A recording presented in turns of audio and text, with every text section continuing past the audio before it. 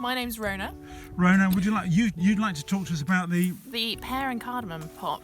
and what would you like to say about it? It was delicious, really delicious, and surprisingly elegant, I'd say, and a good grown-up pop as an alternative to booze when you've got to drive. Excellent choice. You're testing out some Dunoon Goes POP.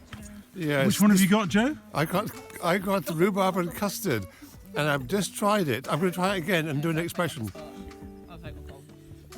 Oh, delicious. It's just how my mother used to make. Or was it my grandmother?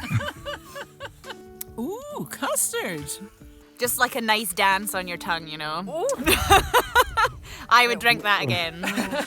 And it wasn't too A sweet. dance on the tongue. Yeah, kind of like a gentle waltz, I would say. Nice to have that. This is raspberry, blueberry, and honey by.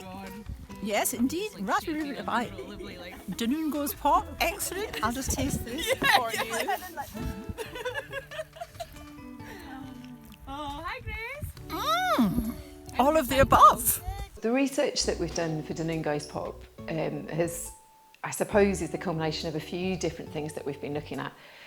One is just how you develop flavours, and one of the things that we've been trying to do is develop flavours around person-centred narratives, so people of place, pop, and what we've been doing is identifying people from the local area who we think are interesting or underrepresented. Once we've kind of explored the different heritage stories and found our potential characters to kind of base these narratives on, the other thing we had to look at was the different flavours and how they would be associated with characters. Now, with something like George Sterling, you've obviously got ginger beer, and that was a nice easy match, and that really played well with the development of the process and looking at fermentation. That story of everyone's grandma had a jar of ginger beer on their windowsill.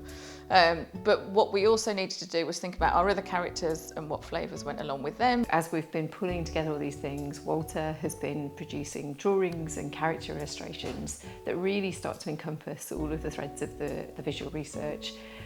So hopefully by the end of this, we've now got a sort of brand proposition which is centred on creating sort of flavours from the stories of people and creating accompanying artwork that is all centres on those characters too. And I think that's a really interesting and hopefully an effective way of engaging people with both the drinks but also the story around pop. We've also honed in more on those individual syrups, so we've done kind of tested the flavours and also the syrups mixed with different things as well, with different people. So we've had groups of kids coming in, looking at all the different ingredients and talking through the process of how you make something like cola from this kind of mixture of different ingredients.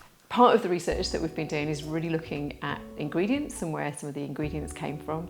Pop was very much a product of empire, so you have ingredients coming into Scotland that were sourced from all parts of the globe, from vanilla, to sugar, to more fragrant things like cinnamon and cardamom even that goes into pop.